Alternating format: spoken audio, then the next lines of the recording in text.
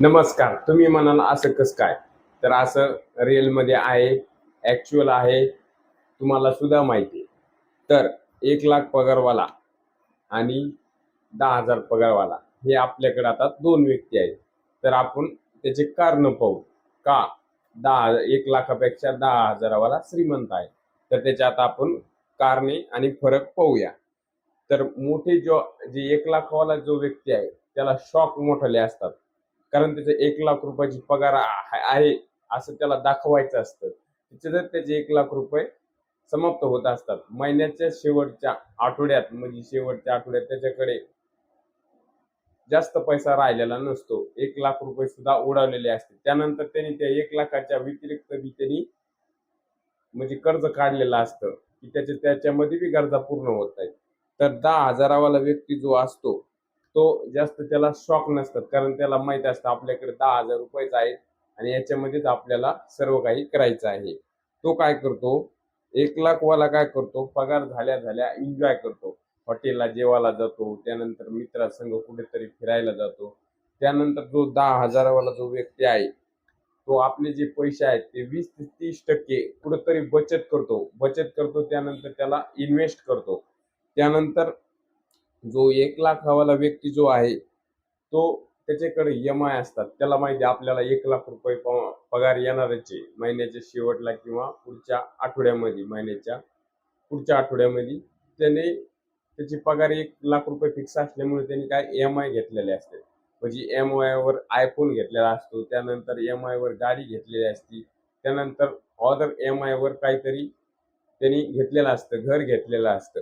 तर जो असतो का जो 10,000 वाला व्यक्ती त्याच्याकडे जास्त ई-एम-आय नसतात. कारण त्याला माहिती आहे आपल्याकडे 10,000 रुपये आहेत, त्याच्यामध्ये आपल्याला सर्व घरदार चालवायचं आहे.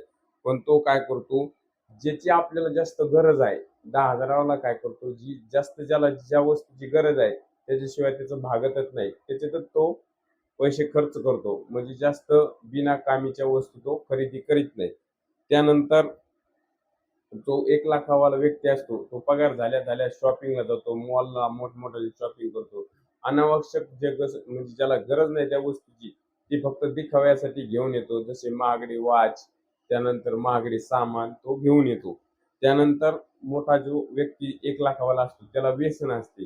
कारण त्याच्याकडे ज्याच्याकडे जास्त पैसा असतात, त्याला जास्त किडा असतो. कशाने काहीतरी नाद, कारण त्याच्याकडे पैसा आहे. कारण तो उडीतच असतो, तर त्याला व्यसन असतं जास्त. त्यानंतर ज्याच्याकडे 10,000 आहेत तो व्यसन करीत नाही, कारण त्याच्याकडे पैसा लिमिटेड असतो. त्यानंतर पगार झाला की जो 1,00,000 वाला व्यक्ती आहे तो फिरायला कुठेतरी निवांत जातो. कारण तो महिनाभर बोर झालेला असतो. आणि जे 1,00,000 वाले असते त्यांचे पगार वगैरे जे 1,00,000 वाले असते ते जास्त टेन्शनमध्ये असतात. कारण त्यांच्या कंपनीचं त्यांना टार्गेट वगैरे असतं, तर तो निवांत फिरायला कुठेतरी जातो.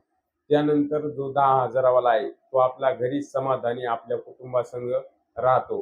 कारण त्याला माहीत आहे कुटुंब ही सर्वात मोठी गोष्ट आहे. कुटुंबासोबत आपला वेळ घालवणं ही एक चांगली गोष्ट आहे. त्याला सगळं माहीत असतं कारण त्याच्याकडे 10,000चीच लिमिट असते. त्याच्यामध्येच त्याचं जे घर आहे तो चालण्याचा प्रयत्न करीत असतो. त्यानंतर जो 1,00,000 वाला असतो, तो त्यामध्ये 1,00,000 मध्ये बी समाधानी नसतो. तर जो 10,000 वाला असतो, तो त्यामध्ये समाधान असतो. तो जास्त शो ऑफ करीत नाही. आपली जी आहे ती व्यवस्थित लाईफ जगत असतो. त्यानंतर जो 1,00,000 वाला असतो त्याच्याकडे क्रेडिट कार्ड असतं. कारण त्याला 1,00,000 रुपये पेमेंट महिन्याला येते म्हणून त्याला कंपनीनं मोठमोठ्या कंपन्या ज्या असतात, बँक असतात, ते त्याला क्रेडिट कार्ड देतात. कारण त्यांना माहिती आहे की याच्या अकाउंटला दर महिन्याला 1,00,000 रुपये येतात. तर तो महिन्याचा पेमेंट म्हणजे व्हायच्या आधीच त्यांनी क्रेडिट कार्डवर जास्त शॉपिंग केलेली असते. त्याच्यामुळे त्याच्याकडे 1,00,000 वाल्याकडे क्रेडिट कार्ड 101% असतं. त्यानंतर जो 10,000 वाला असतो तो त्याच्याकडे जास्त क्रेडिट कार्ड नसतं. तर आता याची सगळ्याची समरी काय आहे? तर याच्यामध्ये आपण आता त्याची व्याख्या पाहू. श्रीमंतीची व्याख्या पाहू. याच्यातून आपल्याला काय निदर्शनास आलं? तर श्रीमंतीची व्याख्या काय ते आता आपण पाहू. श्रीमंतीची व्याख्या कमवणे नाही तर टिकवणे आहे. श्रीमंतीची म्हणजे कमवलेला पैसा म्हणजे खर्च करणे नाही तर तो कसा टिकवता येईल, हे फार आपलं महत्वाची गोष्ट आहे.